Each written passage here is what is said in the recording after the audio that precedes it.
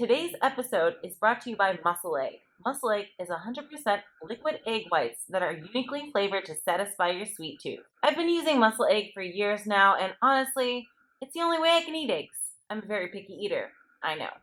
Anyway, try the MuscleEgg for yourself. The link is in description below. Hello everybody and welcome back to the channel. So today I have a super special, amazing, epic, legendary, the one, the only, Phoebe Hagan. Thank you. That was a really nice intro. Thank you. Yes, absolutely. And Phoebe here is my teammate, Team Elite Physique in the house, and she's also a bikini pro. Yes, she is.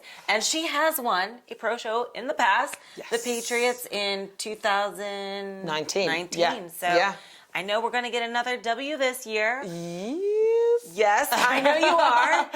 But the whole topic of today's video is I would love to sit down, have a conversation with you about your training, your diet, your way of doing things as another bikini competitor. Because although we're both in the same division, we're both pro bikini competitors, we've both won a show, our structure is different, our diets are different, our training is different. So we're very different, although the same division. Yeah, I think that's good because this is something I think is very important because I think a lot of people think that bikini girls are all the same, you know? There's always this stigma of like, bikini girls just do loads of dieting and cardio and that's all they do. But actually, everyone's so different, you know? So I think this is a very important conversation to have. Yes, so let's start with the basics, Phoebe. You are currently off season right now. Yes. And I am very much in season. And I just kind of wanted to put this out there as well. This video is not to be like, oh, whose physique is better, mine or yours. It's not, not what that's about, guys. So don't get that impression. I just want to show you there's some similarities and differences between us competitors. Now, what is your height? So I am 5'9". Okay. I'm not too sure that is in centimeters. I think that's around 172 centimeters or something like that. So I'm one of the taller bikini girls, if I'm honest. Like I remember, like every time I go on stage, I'm always one of the ones that's quite obviously very taller than everyone else in the lineup. But no, it's kind of nice being taller. So, you know, I was not going too to bad. say, you stand out more as a taller bikini competitor. In comparison to me, I would say I'm like the average height of a bikini competitor.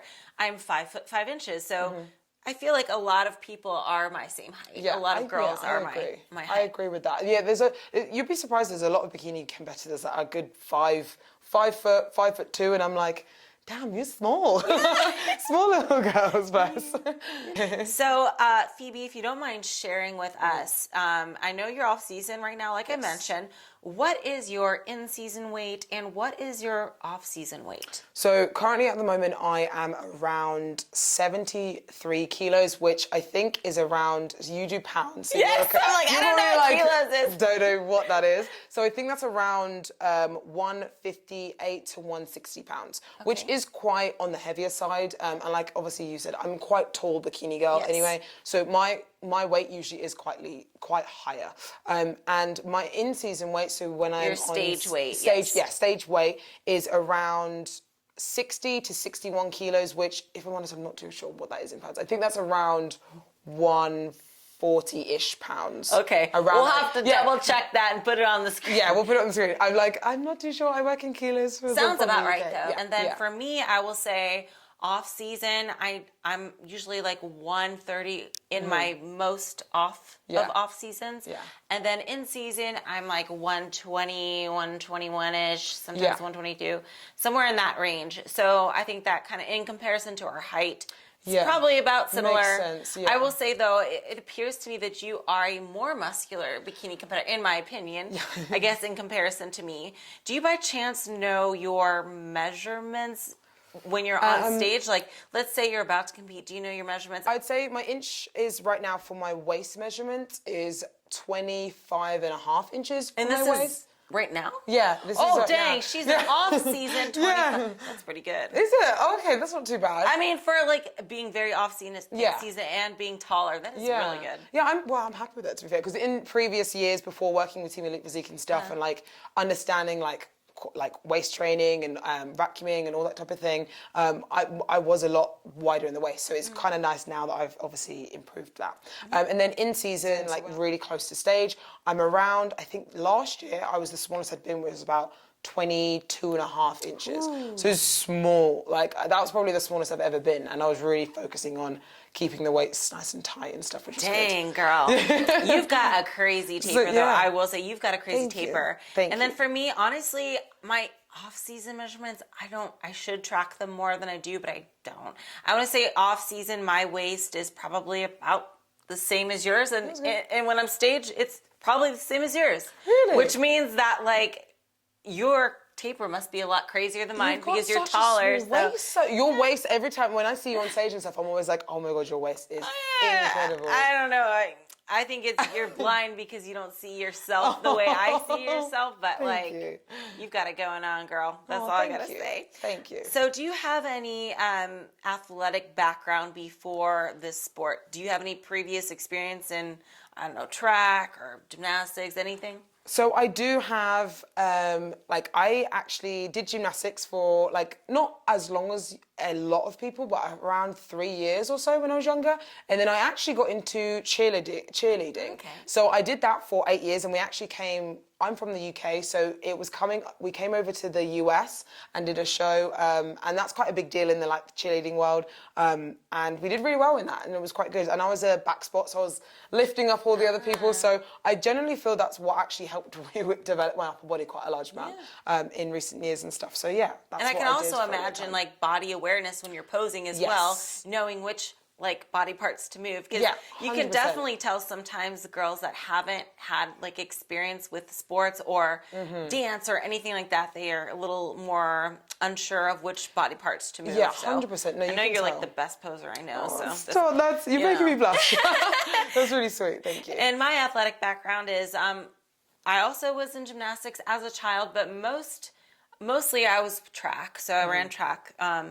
High school, throughout college. I ran 400-meter hurdles, so that's one loop with hurdles. It was a tough race. Yeah, I was going to say, I think I've seen pictures of it before. With the blonde hair, is it blonde hair? I bleached my hair blonde. I think when I saw that, I was like, oh my God, is that Ashley? Because you just never expect it. So, I know, it wasn't my best look. But oh my, it's fine. But hey, I'd like to thank track for my hamstrings. Oh, yeah. But 100%. Also, hard work, how to work hard, because to me, this is very similar. I've been training hard my whole life, thanks to track, doing 2 days and stuff. So to me, this is nothing new to me. Yeah, it's kind of, I think it definitely builds up, especially when having that kind of athletic background, it builds up your mindset to be okay, I want to work towards this. So you got to put in the hard work. It's the same with cheerleading. I did 4 days a week at one point. We were working towards big shows and stuff. So you have to be on it and you have to do hours and hours of work. And it's the same with track and same with bodybuilding. So I think it creates that mindset that you need for this sport. Yeah, definitely. Sure. All right, so now let's move on to the juicy stuff. All right, the juicies. So our diets, they've got to be quite different. Yeah.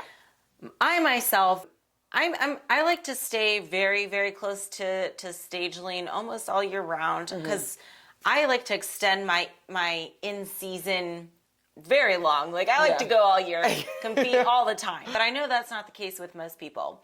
So for me right now, obviously it changes every single week depending on how I look and how close I am to a show. I want to say on average, my in-season caloric intake would be around 1,500 calories, and off season would be 1,800 to 2,000 sometimes. But for you, what does your calorie intake look like? So I think it's kind of varied over the years.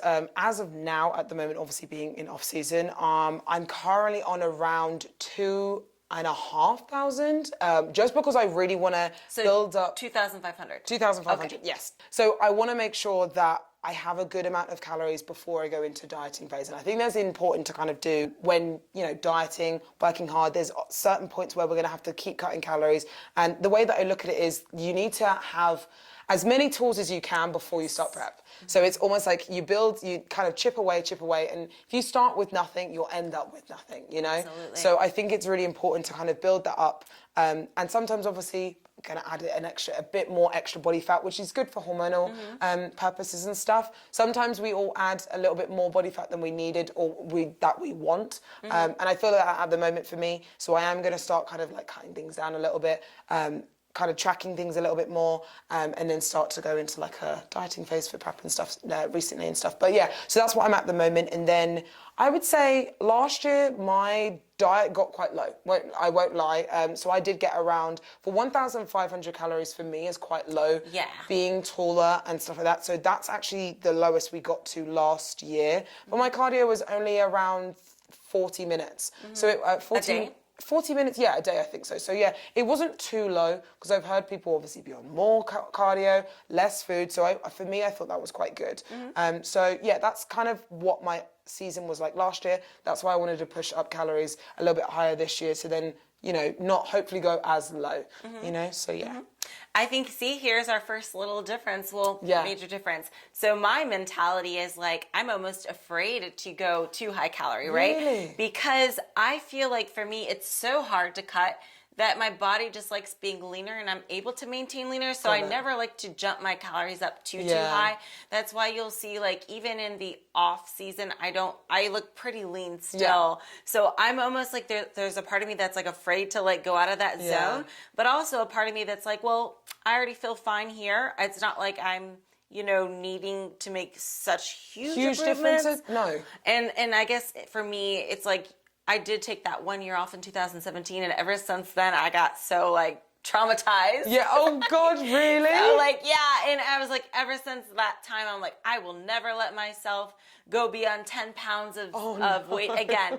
So, like, you know, but I will say I feel happy in like doing it like that way, whereas like this is the main thing to remember. Yes. Like, as long as you're hormonally good, Yes. you are happy to be at this weight, then that's all that matters. I think there's very much a big stigma of you have to stay within a weight, or you can't go above a weight, or you have to go above a weight. Like, do you know what I mean? I think it's great in our community at the moment, the bodybuilding world, that there's so many different, you know, coaches, ways of going in and out of things now. But I think it's difficult because there's so much differences sometimes. It's good because there's a lot of knowledge, but it's hard because there's someone's too much knowledge. Absolutely. You know? And I think it goes to tell you as well, like, on an individual basis, how much can your body handle? Yeah. Some people, their body doesn't like being so lean for so long. But for me, maybe it is my athletic background. I'm fine. And this might be a little TMI for you guys. I've never missed a period. So people out there that says, you can't stay lean too long, you'll lose your period and be... I've never missed one. Yeah. Which, for the better or for worse, I kind of don't want one, but whatever.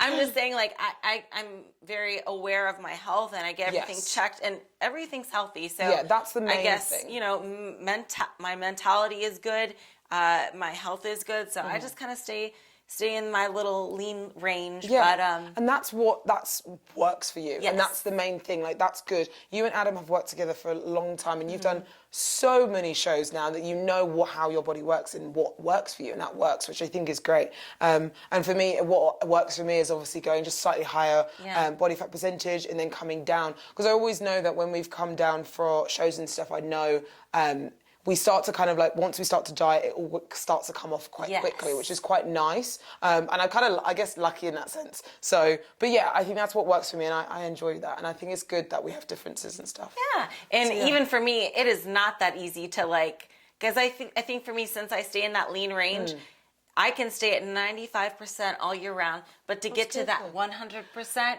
it's hard. It's so hard. Yeah. So hard. So like for me, it's like, if I cut my calories down or whatever, it doesn't fall off as quickly as yours probably. Because the differences won't be that vast. Because you stay in like quite lean anyway.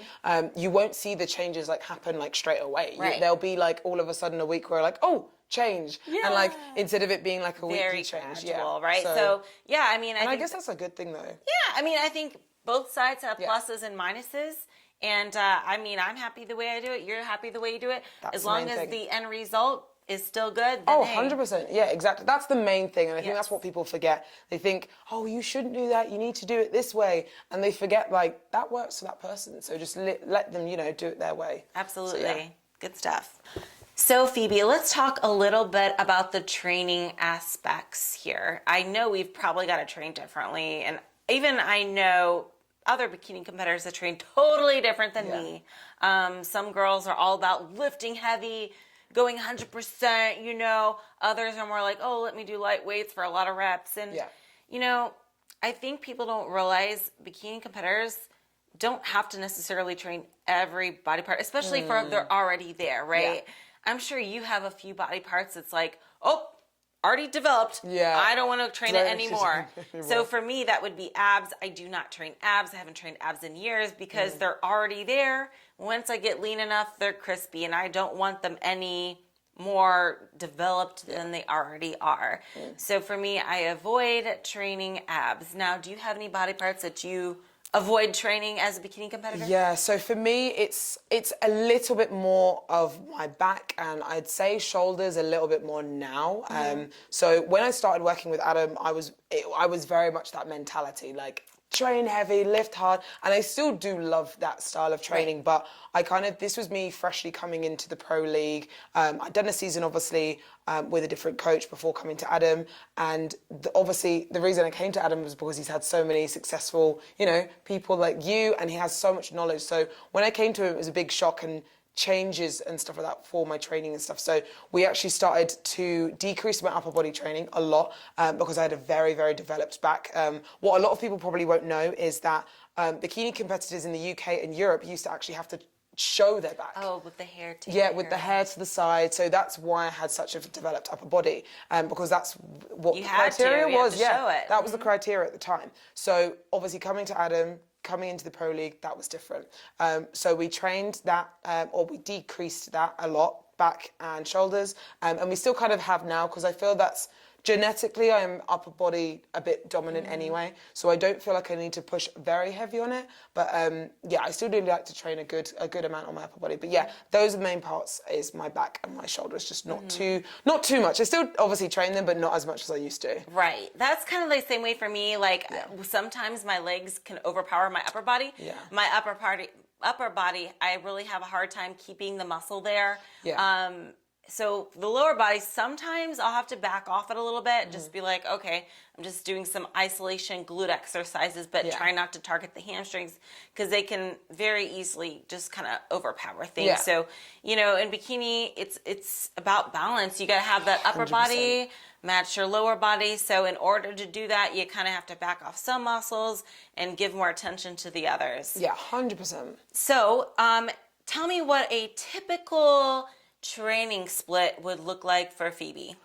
So at the moment, obviously being off season, I train my lower body 3 times a week and then my upper body twice a week. And my upper body split will kind of be obviously main like shoulders, a little bit of back, with probably like a little bit of hamstrings and stuff in like back session, kind of like a push session. And then lower body is going to be focused on hamstrings, glutes, a little bit of quad now, because I can see a little bit more. They're wanting a little, well, from what I can see, they're wanting a little bit more quad development in the bikini category. So that's something I want to make sure that I have. And stuff like that. So that's pretty much what I'm working with. And then we'll kind of see, because it's so, obviously because the criteria, criteria is always changing. So I think last year my in-season training is going to be different to this year's, for sure. So within your training splits, now, right now, since you're off season, I'm assuming you're not doing much cardio, if any at all. And in comparison to in-season, what's the difference? So I obviously, as you know, Adam likes to do HIIT cardio and stuff. Yes. So like for me, I kind of enjoy that, if I'm honest. I do really like pushing myself, especially in off season. You have the energy to be able to push like a little bit harder. So it's nice to be able to kind of like just go for it and hit. So at the moment I'm doing 15 minutes of HIIT cardio 3 times a week. So nothing at all, if I'm honest. And I think it's good to have cardiovascular, cardio in your off season, to kind of just keep you, healthy and happy and stuff like that. It's good for the heart as well. So it's always good to just keep moving and stuff, because I think a lot of people kind of think, not going to do anything in off season, not going to move, not going to do anything, and that's when I get lethargic when I don't move as much. I agree. I feel like it's nice to kind of like move around and stuff in off season. So I've got that, and then comparison to my in season, I would say that I switched to steady state a little bit more because of joint purposes, and like I know I can't give my all to a HIIT workout, and fatigue and stuff like that is a lot bigger when I'm in prep. So I think I'd say about around maybe 8 weeks out, I start to then switch to steady state. And I'd say I go from anything 20 minutes to the most I've ever done with Adam is around 50 minutes of cardio.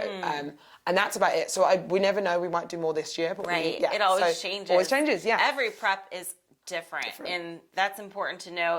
It's just because like I'm doing this amount of cardio for this prep doesn't mean it's going to be for the next. So for me, I would say I do more cardio than you.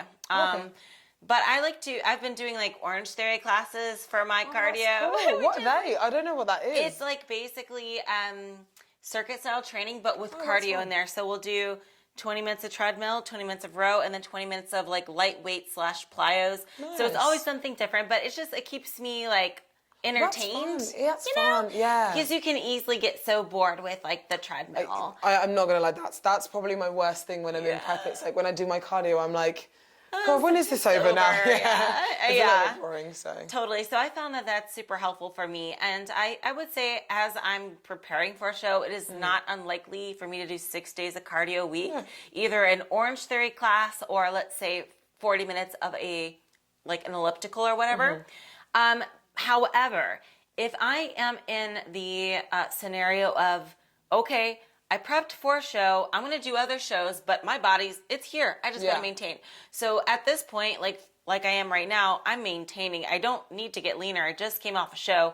I'm trying to keep my muscle, just focusing on lifts right now, basically. So for me, my cardio is very, very minimal because I'm already there. I just got to maintain and especially watch the diet. But more about the lifts right now to keep that muscle. I found in the last show, I definitely went a little flat. So that's what happens when you do so many shows. Exactly, yeah, 100%. So I got to keep these muscles nice and juicy, keep them nice and pumped so I don't lose my bubble. Yeah. But for me, a typical training split, it doesn't, as far as which muscle groups I train, it's kind of similar in the in-season and off-season. Honestly, it's mostly just like shoulders, glutes. Yeah. But with some back and then also with some legs at some point. Yeah. But when I do lower body, the focus is on my glutes just because my hamstrings are where they need to be. Yeah. I don't want to get too thick. Just like I said, I definitely more dominate my lower body. And then when I'm doing upper body, I'm doing mostly shoulders, but some back as well, just to keep a good taper going on. But for me, my lagging body part is my shoulders, so I definitely got to give a lot of attention to the shoulders. So like 3 times a week I'll do shoulders, 2 times a week I'll do like glutes / legs, 1 time a week I'll do back, And then as far as bicep, tricep, honestly, I don't do too much of that because I get that with back and other things like even Orange Theory and kind of getting it a little bit. But if I'm having like a day where I'm like, I already got in all my lifts for the week, but I have like extra energy, I'll occasionally do like biceps and triceps. Yeah. But I think we can both say as bikini competitors, I don't train pecs though. No, I never have. I think a lot of people think like, let's train, like you said, train everything. Like a bodybuilder. Yes, exactly that. And I think it's kind of cool sometimes. Like the way that I used to train, I used to be like, I'd like to know how much I can lift on, the main compound lifts like bench, squat, and deadlift. I don't have that mentality anymore because it's not needed for getting ready for a show. Obviously, if you're wanting to go into powerlifting or focusing on strength, maybe in off-season to kind of keep it interesting, fair enough. But those types of lifts aren't always 100% needed in the bikini category. So it's just a case of focusing on what's needed, I think. Yes. That's a mentality I think a lot of people need to adapt to. And that's what I definitely had to try and do when I came over to Adam and stuff like that. So I don't know if you share the same mentality as me on this part of it, but going along the lines of what you said, we're not powerlifters, we're physique athletes. I also would even take it a step further, and I'm speaking for myself here. As far as like how heavy do I go? I always say I go as heavy as possible until my form suffers, because I feel like there's a lot of ego lifting going on. You see the girls on the Instagram just like doing hip thrusts with like plates on plates on plates, and it's impressive, right? They can do 3 reps and then it gets really sloppy. But for me, I'd rather go with a lighter weight that I can get a good rep range in, like maybe 10 to 12, but they're clean, they're precise, and I'm really concentrating on my form, because if we go a little heavier and if we start training like as heavy as possible, right? And we're training like a power lifter, sometimes our form isn't the prettiest. No. And in this sport, we're trying to focus on the muscles that we're targeting. We're not just throwing around weights, Yeah, right? I do. I 100% agree with that. And I think, like I said, back in the day, I definitely used to be one of those where I used to just, load up the weight as heavy as I could, and I'd try and get like 6 reps or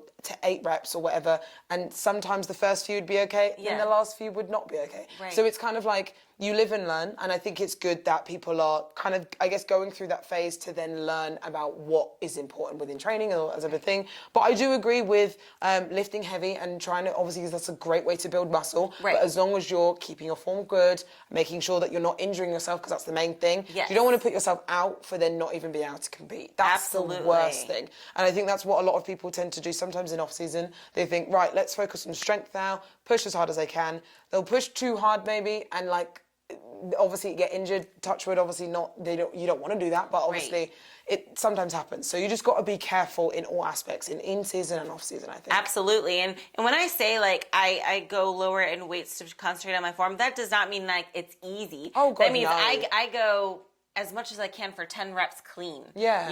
And then to the point where it's like, okay, my form is not looking great right now. That's when I'll have to lower the weights. Mm-hmm. But I think it's also important, not even just the injury prevention side of it, but just think about what muscles are we trying to target with this specific exercise?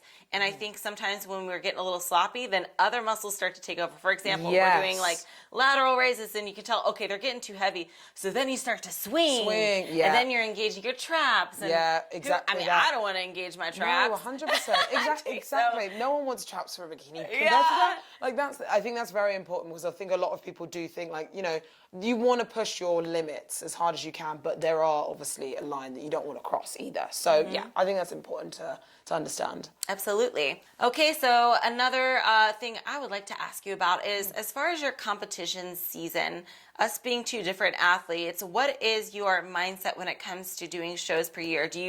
Are you more of the person who picks maybe 2 shows to do and make sure you prep for a long time to make sure you're ready for those 2 shows? Mm-hmm. Or are you like me, that I like to do show and then another show until I can't no more? I'll keep going. I've already done 5. I'm going to do more. I'm just getting started. Yeah, so it's technically 1 a month you had so far. Yeah. So in May, so 5. So yeah. But yeah, I do have the same mentality as you. I think the last 2 years, I have done a very large amount of shows. Well, obviously 2020 kind of didn't count because I couldn't really get to any shows. So I actually only ended up doing 2, because those are the only ones in Europe that I could do. But the year prior to that, 2019, I ended up doing 8, because I wanted to try and qualify for the Olympia, and that's when I won the Patriot Show, which is quite cool, which is amazing. But yeah, I do have the mentality of, I will keep going until I get what I want, until I kind of burn out and think, let's stop, regroup, and come back next year. You know what I mean? So for me, in 2019, I did 8 shows, and I was trying to get that 2019 Olympia invite, and it was very hard with the point system. It was really, really hard. So I was going and going and going, and I was very, very close. And then we said, you know what, let's regroup, go for next year, and then COVID hit. So, of course. So yeah, and then again, very close again in 2020, and then again, we're going to try for this year and stuff as well. So I do have that mentality of go, because I want, we want to succeed in what we want to try and, get. And I think that's what the mentality is we need in bodybuilding. So absolutely. Yeah. Good stuff. Hey guys, so I wanted to go into, when we're first starting off with these bikini structures, is going into, okay, why do they do good in bikini? What's the best division for you? Can all structures do good in bikini? What's the differences, right? So I think this is one of the things that we need to talk to, be very realistic about too, is because I've had it happen a few times to me where someone's like, oh, I got a wide waist, so I'm gonna do women's physique, right? And I'm like, no, a wide waist doesn't do good in any division. There's no division for wide waist. Small waist is always gonna be a benefit, right? So that's one thing to consider. So maybe you start doing things like doing more vacuums and focusing on exercises that don't build out your obliques, and eating in a way where you're not having a lot of distension with your food, and you can work on bringing your waist down, versus just picking a division that you think would be better for your waistline. So I think that that's important, that we go into structure and potential and what is good for bikini, what is good for figure, whatever. So the reason that, and I like having you two here because it's such a different structure. Very different. But such both very high level competitors. Mm-hmm. We're not talking about just a bikini girls who just squeezed by and got a pro card. These girls have both won pro shows, both consistently placing in that upper tier in shows. So, but they're vastly different. You know, if you look at their structure, their joints, everything's totally different. They're put together totally different, but they both do good. And you're like, how does that happen if that's not the criteria for bikini? Well, the criteria for bikini isn't a structure. The criteria for bikini is a look, right? So, and I think a lot of the important things to think about when you're looking at bikini is, okay, what is similar and consistent through all the bikini division competitors, even though they're so different? And what the consistent thing is between all of them is their ratios, their balance, their symmetry, just the lines they have. We call lines are basically like the outline of their body, like that's their lines, you want to call it. So both of them have good shoulder width. Phoebe would win in the shoulder width department. The clavicle base is larger, so she comes out more. So that's something that Ashley works on, is getting wider, you know, wider on the shoulder width. I have to build more up here, whereas she's more genetically gifted up top, so I have to fake that width by kind of building, and she doesn't have to do as much on the upper body part. And that's one of the cool things about like having a really good posing coach with really good posing coaches, is that, you know, Ashley might pose bigger up top when she's in her poses to make the ratios appear perfectly balanced and to the criteria. And that's a lot of what goes into posing, is basically showing your best to be their best and hiding your worst to be less than your worst, right? So it's like you're always trying to kind of, posing is really interesting because you're creating the illusion of perfect balance, right? So Ashley's going to create the illusion of bigger shoulders, posing up top, taller. You'll see her more squared off in her poses. And where Phoebe, you know, at times maybe she's got too much shoulder, maybe she'll hide it a little bit, you know. So I also have to pump up way more than Phoebe probably does, right? Backstage, I'm pumping up Adam's these always shoulders. like, don't touch your shoulders. Yep, I'm like, oh, I'm getting a full workout before I get on stage. So like that's an important thing. And how do you control the balance based on your perfect example? How do you control the balance between two vastly different structures? One, you pump shoulders backstage and you don't, and then maybe you're not working out shoulders 3 times a week like she is, and that type of thing. So your workouts are always going to be designed around like how you look, how your structure is, what's going to excel you the best way to bikini. But what's really important is that you don't need to look like either one of them. That's what's important, because you look at Ashley and like, I want to look like her. Well, maybe your structure just will never allow that, you know? If Phoebe said, I want to do my workouts to train to look like Ashley, and Ashley said, I want to do my workouts to look like Phoebe, they would both be lower level bikini competitors. It would make them worse. So we want to make them better, so we take what we're missing and we go after that type of thing. One of the cool things about being here is that we get a lot of pro bikini competitors coming in and doing like measurements on like the StyQ scan, and basically it's like 3D scan and it gets all their measurements. And so one of the things I think is cool to talk about is the consistencies between them, even though their structures are so different, is you'll find on the middle of the thigh, which is basically like if you put your hand at your side and you stand straight up, I always use my thumb, the bottom of my thumb is like that measuring point. That point of the thigh for Ashley, when we're on like close to stage, is going to be right around 19 inches, and that's very consistent for someone as petite as her. And for Phoebe, around 20 inches, which is very consistent for someone with her base too. So Phoebe would have, and actually Phoebe doesn't have like a large base or anything. She has like a small medium, and then Ashley just has a petite base. Is really like when you look at like the joint structure. If you were to like grab their joints, Phoebe, you know, she's still pretty small.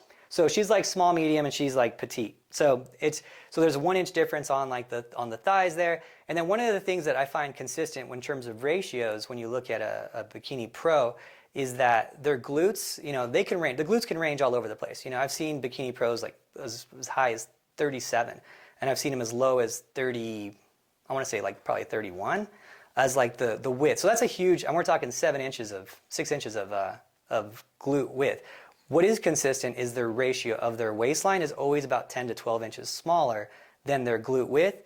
And then their shoulder base is about 14, 15 inches. I've seen 14 to 16 inches bigger than their waistline, right? So these ratios are so consistent with all the top girls. Anytime the top girls come in, I can like look at them before they scan and be like, oh, I can guarantee I know what your ratios are, because it's like the same between all of them. Even though they're all like this much different in between their shoulders and their waist, the ratio is all the same. The hourglass shape, the differences between all of them is always very, very similar. So that's one thing I think you can aspire to do, is just kind of work on your ratios and your balance, whatever your structure is.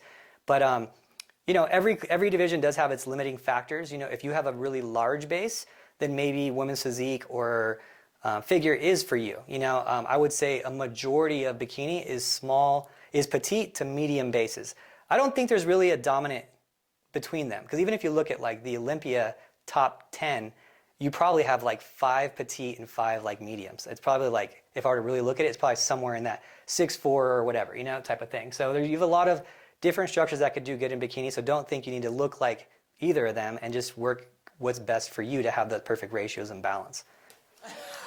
Okay, everyone, so thank you so much for watching. I hope you enjoyed today's YouTube video. Thanks again, Phoebe. Thank you for having me. And thanks again, Adam.